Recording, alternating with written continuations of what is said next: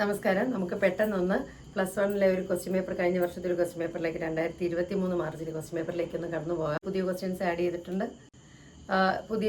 നമുക്ക് ഈ ഒരു വർഷം ഒരു ചേരുംപടി ചേർക്കുന്ന ഒരു ചോദ്യം കൂടെ ആഡ് ചെയ്ത് വന്നിട്ടുണ്ട്. അപ്പോൾ നമുക്ക് ക്വസ്റ്റ്യൻ പേപ്പറിലേക്ക് ഒന്ന് കടന്നു പോകാം. 1 മുതൽ അപ്പോൾ നിങ്ങൾക്ക് അറിയാമല്ലോ, പരീക്ഷയുടെ ക്വസ്റ്റ്യൻ പേപ്പറിൽ നിങ്ങൾക്ക് ഏതാണ്ട് 80 മാർക്ക് ചോദ്യങ്ങളാണ്. 2.5 മണിക്കൂർ കൊണ്ടാണ് ഉത്തരം എഴുതേണ്ടത്. പിന്നെ വരുന്നത് 15 മിനിറ്റ് കൂൾ ഓഫ് ടൈമാണ്. ഏറ്റവും ശ്രദ്ധിക്കേണ്ട ഒരു കാര്യം, നമുക്ക് അറിയാവുന്ന 1 വേർഡ് ചോദ്യങ്ങളൊക്കെ ആണെങ്കിൽ 3, 4 ഇപ്പോൾ ഒന്നാമത്തെ 1 മുതൽ 6 വരെ ചോദ്യങ്ങൾ ഏതെങ്കിലും 5 എണ്ണത്തിന് ഉത്തരം എഴുതിയാൽ മതി. പക്ഷേ നമുക്കറിയാമെങ്കിൽ 6 എണ്ണത്തിനും ഉത്തരം എഴുതാം. സമയം നഷ്ടപ്പെടുത്താതിരിക്കാൻ ശ്രദ്ധിക്കുക.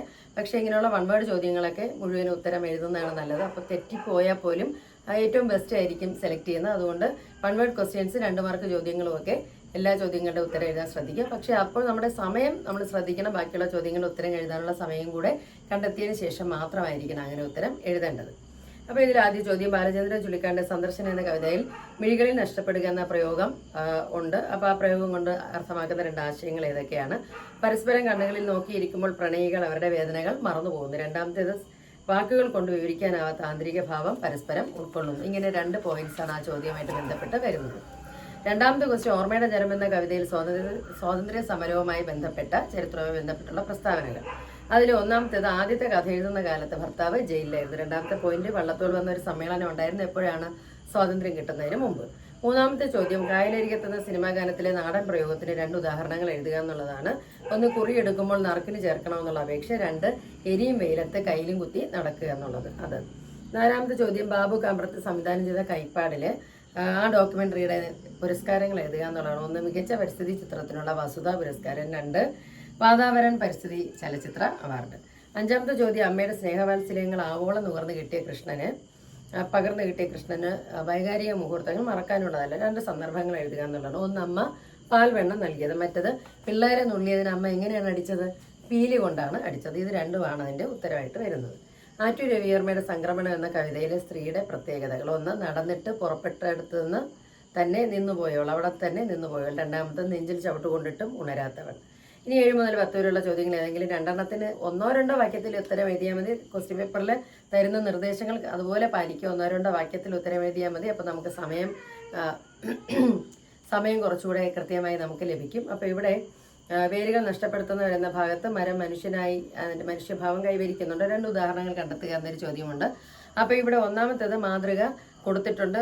ഇലകൾ പുനർജന്മം പ്രാപിക്കുന്നത് മനുഷ്യന്റെ പുനർജന്മത്തിന് തുല്യമാണ്. മറ്റൊന്ന്, ആർത്തലച്ച് വീഴുന്ന മരം മരണാസന്നനായ മനുഷ്യനെ പോലെ നിലവിളിച്ചുകൊണ്ട് വീഴുന്നു എന്ന് പറയുന്നിടത്ത് ഒരു മനുഷ്യഭാവമുണ്ട്. 2ാമത്തേത്, വേരുകൾ പാറകളെ ആലിംഗനം ചെയ്യുന്നിടത്ത് ഒരു പ്രണയഭാവമുണ്ട്. അത് മനുഷ്യഭാവവുമായിട്ട് ബന്ധപ്പെട്ടതാണ്. 8ാമത്തെ ചോദ്യം, കൈപ്പാട് കേൾക്കുന്നുണ്ട് എന്ന ഹ്രസ്വ ചിത്രങ്ങളുടെ പ്രമേയങ്ങളുടെ 2 സമാനതകൾ. 1, പാരിസ്ഥിതിക പ്രശ്നങ്ങളുടെ പ്രാധാന്യം ബോധ്യപ്പെടുത്തുന്നതാണ്. മറ്റൊന്ന്, നഷ്ടപ്പെട്ടു പോകുന്ന മണ്ണിനെക്കുറിച്ചും പഴയ കൃഷി രീതികളെക്കുറിച്ചുമുള്ള ഒരു വേദനയാണ് ഈ 2ലും പങ്കുവയ്ക്കുന്നത്. 9ാമത്തെ ചോദ്യം, അരുളില്ലാത്തവനെ മനുഷ്യനെ കരുതാൻ വയ്യ. ശ്രീനാരായണ ഗുരു അനുകമ്പ ദശകത്തിൽ എന്ത് പറയുന്നു?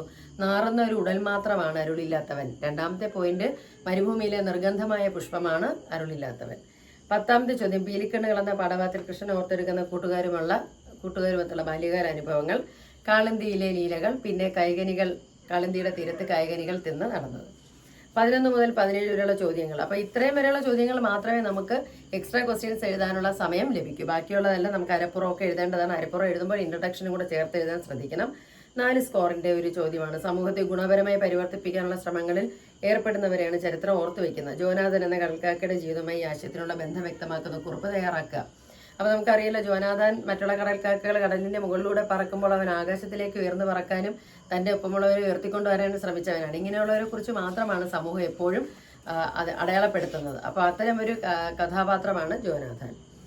12ാമത്തെ ചോദ്യം, ചെറുതുകളുടെ അതിജീവനമാണ് TP രാജീവന്റെ മത്സ്യം. അത് ശരിയല്ലേ? ചെറുതുകൾ എപ്പോഴും അതിജീവനത്തിന് വേണ്ടി, അതിപ്പോൾ മനുഷ്യനായാലും മൃഗമായാലും, ചെറുതുകളുടെ അതിജീവനം വളരെ കഷ്ടപ്പാട് നിറഞ്ഞതാണ്. അവരെപ്പോഴും ഒരു പ്രതിരോധം കോട്ട അവരുടെ ചുറ്റും തീർത്തുകൊണ്ടേയിരിക്കും. അതിജീവൻ അവരുടെ ഒരു ജീവിത പ്രശ്നം തന്നെയാണ്. അപ്പോൾ അത് തന്നെയാണ് ഇവിടെ മത്സ്യം എന്നൊരു പ്രതീകത്തിലൂടെ അദ്ദേഹം അവതരിപ്പിക്കുന്നത്. 13ാമത്തെ ചോദ്യം, ജനപ്രിയ സിനിമകൾ നിർവഹിക്കുന്ന ധർമ്മത്തെക്കുറിച്ച് അദ്ദേഹം OK ജോണി അദ്ദേഹത്തിന്റെ സിനിമയെ സമൂഹം എന്ന ലേഖനത്തിൽ. അപ്പം നിരവധി നിരീക്ഷണങ്ങളുണ്ടല്ലോ. അതിൽ മനുഷ്യന്റെ മനസ്സിൽ നടക്കണമെന്ന് ആഗ്രഹിക്കാത്ത പക്ഷെ നടക്കാത്ത ചില സ്വപ്നങ്ങൾ നടക്കണമെന്ന് അവൻ ആഗ്രഹിക്കുന്ന ചില സ്വപ്നങ്ങളാണ് ജനപ്രിയ സിനിമകളുടെ തീമായിട്ട് നമ്മുടെ മുന്നിലെത്തുന്നത്. അതുകൊണ്ട് തന്നെയാണ് നമ്മളത് കൂടുതൽ ആസ്വദിക്കുന്നത്. 14ാമത്തെ ചോദ്യം, അർത്ഥമുള്ളത് കവിതയല്ല, അർത്ഥത്തിനപ്പുറമുള്ളതാണ് കവിത. ഈ ആശയത്തെ എം.എൻ. വിജയൻ എങ്ങനെയാണ് അത് ആ പാഠഭാഗം നിങ്ങൾ നന്നായിട്ട് ശ്രദ്ധിക്കുക.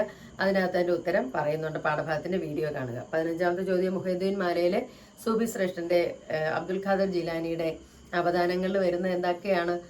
കായികനികളില്ലാത്ത സമയത്ത് കരിഞ്ഞ മരത്തിൽ പോലും കായികനികൾ ഉണ്ടാക്കിയവർ, പിന്നെ ജിന്ന് പിടിച്ചുകൊണ്ടുപോയി കുട്ടിയെ ജിന്നിനെ കൊണ്ട് തന്നെ തിരികെ കൊണ്ടുവന്നവൻ, ഇങ്ങനെയുള്ള ഒരുപാട് അവദാനങ്ങൾ അതിനകത്ത് പറയുന്നുണ്ട്. 16 സംക്രമണം എന്ന കവിതയിൽ സ്ത്രീയുടെ അവസ്ഥ, കുറ്റിച്ചൂല്, നാറത്തേപ്പ്, ഞക്ക്, മക്ക്, ഞണുങ്ങിയ പാത്രം, ഇങ്ങനെ ഒരട്ടി മണ്ണ് എന്നൊക്കെയുള്ള രീതിയിൽ ഒരു പ്രയോഗങ്ങൾ വരുന്നുണ്ട്. അത് സ്ത്രീയുടെ സാമൂഹ്യാവസ്ഥ ഇപ്പോൾ എങ്ങനെയാണെന്ന് സൂചിപ്പിക്കാനായിട്ട് സഹായിക്കുന്നു. 17 ശസ്ത്രക്രിയയിൽ അമ്മയ്ക്ക് മകനുമായുള്ള സ്നേഹം, മകന് അമ്മയോടുള്ള സ്നേഹം, അമ്മയ്ക്ക് മകനോടുള്ള വാത്സല്യം, ഇതൊക്കെ എങ്ങനെയാണ് ചിത്രീകരിക്കപ്പെടുന്നത്? അവരുടെ വിരലുകൾ, ശുഷ്കിച്ച വിരലുകൾ അവൻ്റെ മുടിയിൽ ഇങ്ങനെ അലഞ്ഞു നടക്കുന്നതും, മകനായ 45 വയസ്സോളം ഉള്ള മകൻ്റെ അരികിൽ അമ്മ ഉറങ്ങുന്നതുമൊക്കെ അമ്മയുടെ ഗർഭപാത്രം നഷ്ടപ്പെടുന്നതിന് മുമ്പുള്ള അമ്മയുടെ കുഞ്ഞിനോടുള്ള സ്നേഹമായിട്ട് നമുക്ക് കാണാം. അതുപോലെ ഇനിയുള്ളത് 18 മുതൽ 21 വരെയുള്ള ചോദ്യങ്ങൾ ഏതെങ്കിലും 3 ഒരു പുറത്തിൽ കവിത ഉത്തരം എഴുതുക. KR മേരിയുടെ ഓർമ്മയുടെ ജനബന്ധ കഥയെ താഴെ കൊടുത്തുള്ള സൂചകങ്ങളുമായി ബന്ധപ്പെടുത്തി വിശകലനം ചെയ്യുക എന്നുള്ളതാണ്. അതിനകത്ത് രാഷ്ട്രീയ സ്വാതന്ത്ര്യമുണ്ട്, സാംസ്കാരികമായ സ്വാതന്ത്ര്യമുണ്ട്, സ്ത്രീ സ്വാതന്ത്ര്യമുണ്ട്, ആവിഷ്കാര സ്വാതന്ത്ര്യമുണ്ട്. വ്യക്തിയുടെ സ്വാതന്ത്ര്യം, ഇതിലേതെങ്കിലും 3 എടുത്തിട്ട് നമ്മൾ ആ ഒരു കഥയെ വിശകലനം ചെയ്താൽ മതി.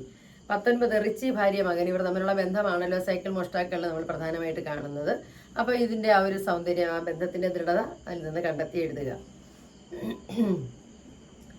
20ാമത്തെ ചോദ്യം, ലാത്തിയും വെടിയുണ്ട് എന്ന സമൂഹത്തിൽ എന്ന പാഠഭാഗത്തിൽ വ്യക്തിമനസ്സും സമൂഹ മനസാക്ഷിയും തമ്മിലുള്ള ഒരു സംഘർഷമുണ്ട്. വ്യക്തികൾ എപ്പോഴും സുരക്ഷിതമായി ജീവിക്കാൻ ആഗ്രഹിക്കുന്നവരാണ്. തങ്കനായർ അങ്ങനെയാണ്. തൻ്റെ മക്കൾ സ്വാതന്ത്ര്യ സമര സേനാനികളൊപ്പം ആകാതിരിക്കാൻ നാട്ടിലേക്ക് അയച്ചിട്ട് കാത്തിരിക്കുന്ന സ്ത്രീയാണ്. എന്നാൽ അതേസമയം അഭിമന്യുവിനെ പോലെ അവിടെ ഒരു ബാലൻ, അവന് ക്ലോക്ക് ടവറിന് മുന്നിൽ നിൽക്കുന്നു. വെടിയേറ്റ് വീണ് അവനെ വാരിപ്പിടിച്ച് ഒരേ സമയം കരയുകയും ചിരിക്കുകയും ചെയ്യുന്ന ഒരു ഉജ്ജ്വല വനിത, അത് മറ്റൊരു സ്ത്രീ തേതിയടത്തി, ദേവകി മാനമ്പള്ളി. അപ്പം ഇങ്ങനെയുള്ള മനുഷ്യർ ഉണ്ടെങ്കിൽ മാത്രമേ നമുക്ക് അർഹതപ്പെട്ടതൊക്കെ ലഭിക്കൂ. അപ്പോൾ ഇവരെ സമൂഹത്തിന് മുന്നിൽ കൊണ്ടുവരാൻ, അവരുടെ വ്യക്തികളാണ് അവർ.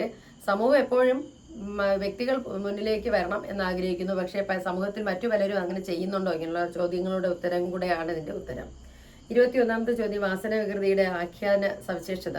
സംഭവ വിവരണം എന്നുള്ള രീതിയിലാകണമെന്ന് പറയുന്നത്. പിന്നെ നായകന്റെ തന്നെ അനുഭവമാണ്, സ്വന്തം കഥയാണ് പറയുന്നത്. ഇനി ഇതിനകത്ത് കൊടുത്തിരിക്കുന്നത് ഒരു പാരഗ്രാഫ്, ഒരു കവിതയാണ്. കവിതയുടെ ചോദ്യങ്ങൾക്ക് ഉത്തരം എഴുതുക എന്നുള്ളതാണ്. അതിപ്പോൾ പാരഗ്രാഫ് തന്നിട്ട് അതിന് ഉത്തരം എഴുതാനുള്ള ചോദ്യങ്ങളുണ്ടാവാം. ഏത് രീതിയിൽ വേണമെങ്കിലും ചോദിക്കാം. നമുക്ക് മുഴുവൻ മാർക്ക് ലഭിക്കുന്ന ഒരു ക്വസ്റ്റ്യൻ്റെ ആൻസറും കൂടെയാണ്. പിന്നെ 25 മുതൽ 27 വരെ ഏതെങ്കിലും 2 എഴുതിയാൽ മതി. 8 മാർക്കാണ്, 1.5 പുറമാണ് എഴുതേണ്ടത്. അപ്പോൾ സന്ദർശനം എന്ന കവിതയും കായലരികത്ത് എന്ന കവിതയും താരതമ്യം ചെയ്യാനുള്ള പോയിന്റ്സ് ഇവിടെ കൊടുത്തിട്ടുണ്ട്. തീവ്ര പ്രണയം സന്ദർശനത്തിൽ, നാടൻ മട്ടിലുള്ള തുറന്നു പറച്ചിൽ കായലരികത്ത്. വേർപിരിയലിന്റെ വേദന സന്ദർശനത്തിൽ, നർമ്മം കായലരികത്ത്. കാവ്യാത്മകമായ ബിംബങ്ങൾ സന്ദർശനത്തിൽ, നാടൻ പ്രയോഗങ്ങളും ശൈലികളും കായലരികത്ത്. അപ്പോൾ ഇവിടെ സന്ദർശനത്തിൽ തീവ്രമായ പ്രണയം ഉണ്ടായിരുന്നവർ ഇപ്പോൾ അവർ വേർപിരിഞ്ഞു പോയി വിരഹാവസ്ഥയിലാണ്. കായലരികത്തിലാണെങ്കിലോ തനിക്ക് ഒരു സ്ത്രീയോട് ഇഷ്ടമുണ്ട്, സ്ത്രീയോട് ഒരു പെൺകുട്ടിയോട് ഇഷ്ടമുണ്ട്, അവൾക്ക് വേറെ ആരോടെങ്കിലും ഇഷ്ടമുണ്ടോ അതൊന്നും തുറന്നു പറയണം, അല്ലെങ്കിൽ ഞാനിങ്ങനെ നിന്റെ പുറകെ നടന്നിട്ട് കാര്യമില്ല എന്ന് വിലപിക്കുന്ന ഒരു നർമ്മം കലർന്ന പ്രണയ കവിതയാണ് കായലരികത്ത്.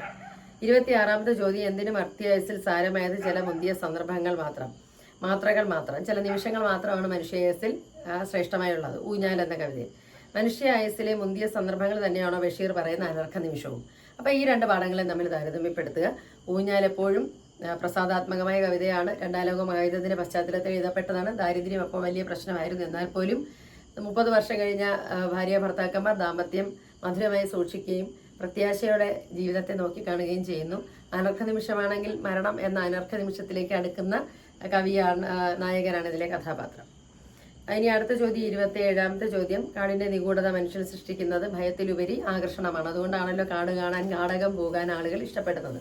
അപ്പോൾ അതിനെക്കുറിച്ച് സുഹൃത്തിനൊരു കത്തെഴുതുക എന്നുള്ളതാണ്. അപ്പോൾ കാടിന്റെ വന്യത, സൗന്ദര്യം, നിഗൂഢത, ജീവജാലങ്ങൾ, കാടിന്റെ സ്വച്ഛത, സൗന്ദര്യം, ഇതെല്ലാം ആ കത്തിനകത്ത് വിഷയങ്ങളാകണം.